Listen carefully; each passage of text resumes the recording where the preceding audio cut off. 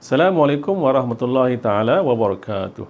Apa khabar semua murid-murid? Jadi saya harap kamu semua berada dalam keadaan yang sihat sejahtera hendaknya. Jadi alhamdulillah pada hari ini kita akan teruskan kelas kita, iaitu kelas pendidikan Islam.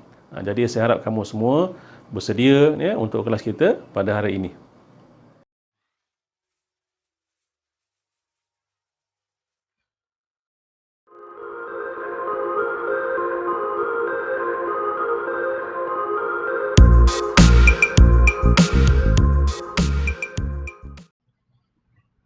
Bismillahirrahmanirrahim. Assalamualaikum warahmatullahi taala wabarakatuh. Apa khabar semua?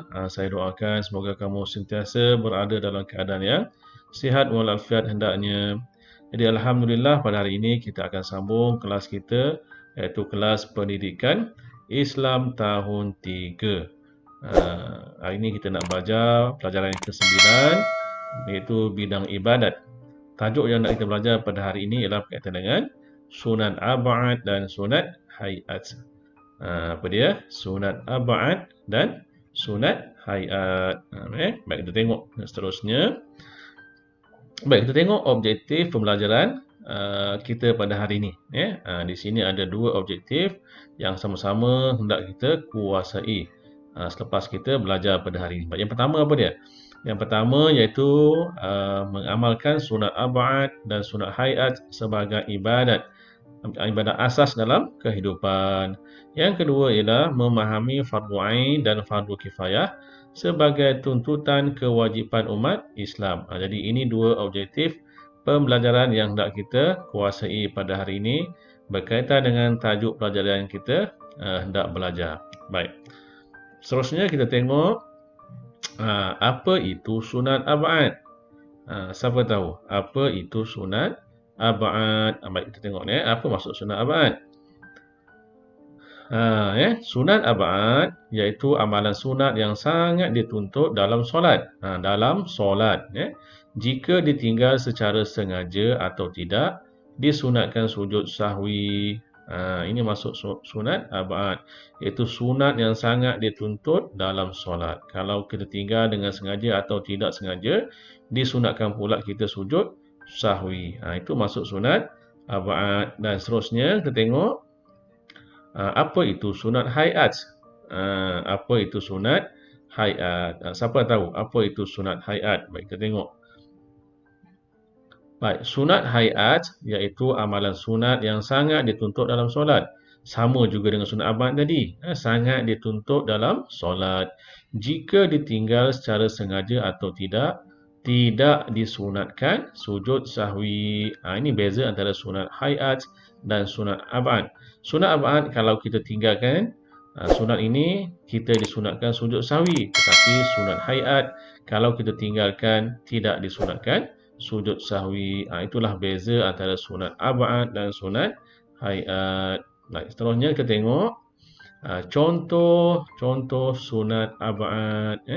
Apakah contoh-contoh sunat ab'ad dalam solat kita? Baik, kita tengok ada beberapa contoh. Baik. Jika seseorang meninggalkan atau tertinggal sunat ab'ad, dia disunatkan melakukan sujud sahwi. Nanti kita tengok apa itu sujud sahwi.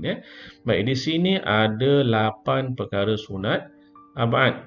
Kalau kita tertinggal atau sengaja tinggal salah satu daripadanya, maka kita disunatkan sujud sahwi. Baik, kita tengok yang pertama. Baik, yang pertama ialah duduk tahiyat awal. Ini sunat ab'ad yang pertama. Yang kedua, membaca tahiyat awal. Yang ketiga, membaca doa kunut. Yang seterusnya yang keempat, bersalawat ke atas Nabi Muhammad SAW dalam tahiyat awal. Itu sunat ab'ad yang keempat. Yang kelima ialah bersalawat ke atas Nabi Muhammad SAW dalam tahiyat awal. Yang seterusnya, yang keenam, berdiri semasa membaca doa kunut. Itu pun sunat ab'ad. Yang ketujuh, berselawat ke atas Nabi Muhammad SAW dalam doa kunut, itu perkara yang ketujuh, sunat abad. Dan perkara yang ke-8 atau yang terakhir ialah berselawat ke atas keluarga Nabi Muhammad sallallahu alaihi wasallam dalam doa kunut. Baik, ini ada 8 perkara sunat abad. Jadi kalau kita tinggal salah satu ni dalam solat kita, kita disunatkan sujud sahwi. Apa itu sujud sahwi? Sujud sahwi ialah sujud 2 kali selepas membaca tahiyat akhir sebelum memberi salam, ya. Jika kita tinggal ni tadi ni, salah satu ni, kita disunatkan sujud sahwi, iaitu sujud 2 kali selepas membaca tahiyat akhir sebelum memberi salam, ya.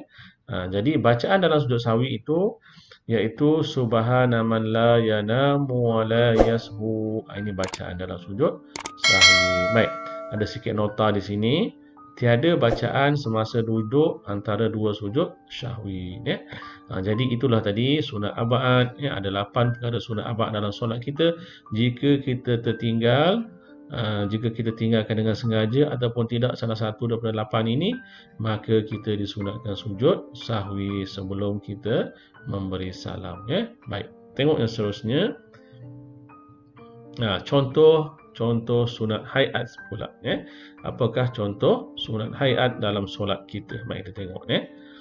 Baik, ada beberapa contoh di sini. Baik, yang pertama, ya, mengangkat kedua tangan ketika takbiratul ihram. Contoh Allahu Akbar, itu mengangkat dua tangan ketika takbiratul ihram. Ketika rukuk, ketika i'tidal dan bangun selepas tahiyat awal. Jadi hukumnya ialah sunat hayat. Baik, yang kedua kita tengok.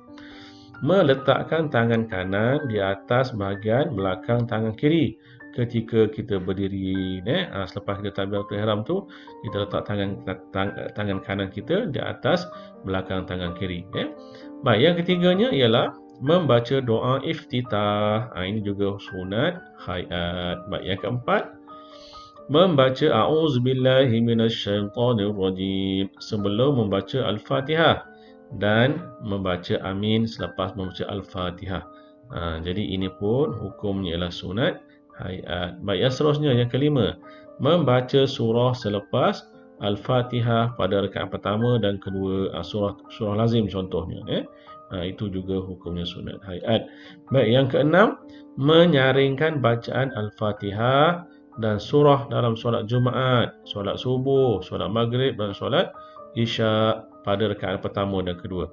Menyaringkan maksudnya kita menguatkan bacaan kita itu, supaya didengar oleh orang lain. Contohnya kalau imam, dia kena nyaringkan supaya makmum dia dengar. Itu contohnya. Baik, yang ketujuh, membaca sami Allahu liman hamidah dan Rabbana lakal hamd ketika bangkit dari rukuk, juga hukumnya sunat hayat. Baik, yang seterusnya, yang ke-8, membaca takbiratul intiqalat, iaitu Allahu Akbar mengiringi setiap pergerakan dalam solat. Contoh Allahu Akbar, kemudian kita bangun pada rukuk, Allahu Akbar. Perkataan Allahu Akbar itu hukumnya ialah sunat hayat. Baik, di sini ada 8 perkara sunat hayat yang perlu kita buat dalam solat, ya. Ada lagi tak? Kita tengok. Baik, ada lagi, ya. Baik, yang seterusnya ialah duduk iftirash. Contoh dalam gambar ini. Ini contoh duduk iftirash, iaitu kaki kiri kita letak di bawah punggung kita, dan kaki kanan ini kita bengkokkan, ibu jari ni macam ini. Ini duduk iftirash, ya. Baik, yang seterusnya ialah membaca Rabbighfirli warhamni wajburni warfa'ni warzuqni wahdini wa'afini wa'fu anni ketika duduk antara dua sujud, juga hukumnya sunat hayat. Baik, yang ke-12, duduk tawarruk pada tahiyat akhir. Contoh macam ni, dalam gambar ni.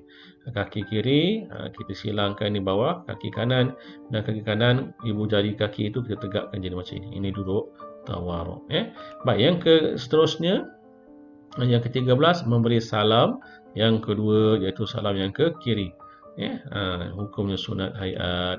Yang ke-14, berpaling ke kanan dan ke kiri ketika memberi salam. Contoh Assalamualaikum warahmatullahi, Assalamualaikum warahmatullahi. Itu contoh, Dan yang terakhir itu membaca tasbih 3 kali ketika rukuk, Subhana rabbiyal azim wa bihamdih. Ketika sujud, Subhana rabbiyal a'la wa bihamdih. Jadi di sini terdapat 14 perkara sunat hayat dalam solat kita. Jika kita tinggal dengan sengaja ataupun tertinggal sunat hayat ini, kita tidak disunatkan sujud syahwi. Itu bezanya sunat hayat dan sunat ab'ad dalam solat kita. Baik, kita tengok sedikit beza perkara sunat dalam solat. Sunat ab'ad dan sunat hayat. Kalau sunat ab'ad, tertinggal perkara sunat ab'ad diganti dengan sujud sahwi. Tertinggal perkara sunat hayat, tidak perlu sujud sahwi. Ini beza antara sunat ab'ad dan sunat hayat. Yang pentingnya kita dapat bezakan mana satu sunat ab'ad dan mana satu perkara sunat hayat dalam solat kita. Itu lebih utama. Baik, seterusnya rumusan pelajaran kita pada hari ini berkaitan dengan sunat ab'ad dan sunat hayat. Baik, kita tengok apa rumusan pelajaran kita. Yang pertama, sentiasa menjaga perkara sunat dalam solat. Walaupun perkara itu perkara sunat, tapi hendaklah kita lakukan juga dalam solat kita supaya solat kita lebih sempurna. Baik, yang kedua, sempurnakan solat dengan melakukan perkara sunat. Jadi kalau perkara-perkara sunat ini kita buat, walaupun sunat, maka insya-Allah solat kita akan jadi sempurna. Sama ada solat sunat ataupun solat fardu lebih-lebih lagi. Yang ketiga ialah amalan sunat menambah khusyuk dalam solat. Dengan melakukan semua perkara sunat dalam solat, insya-Allah solat kita makin bertambah khusyuk. Baik, yang seterusnya yang keempat, menambah pahala. Kita semua tahu kan, perkara sunat bila kita buat dapat pahala, termasuklah sunat ab'ad dan sunat hayat dalam solat kita. Jadi janganlah kita tinggalkan perkara-perkara sunat dalam solat. Baik, yang terakhir yang kelima ialah perkara sunat ini dapat menampung kekurangan solat kita. Mungkin solat kita tidak berapa sempurna, tapi jika kita buat semua perkara-perkara sunat dalam solat, insya-Allah solat kita jadi sempurna. Jadi perkara-perkara sunat ini boleh menampung kekurangan solat kita. Baik, ini ada 5 rumusan berkaitan dengan pelajaran kita pada hari ini. Itu saja pelajaran kita pada hari ini. Sekian, terima kasih. Dan terima kasih juga kerana kamu menonton video ini. Semoga murid-murid mendapat manfaat dari video ini. Dan jagalah perkara-perkara sunat dalam solat kita agar solat kita menjadi solat yang sempurna, seterusnya menjadi benteng daripada melakukan perkara-perkara yang mungkar. InsyaAllah kita akan berjumpa lagi dalam tajuk yang berikutnya. Sekian, terima kasih. Assalamualaikum warahmatullahi taala wabarakatuh.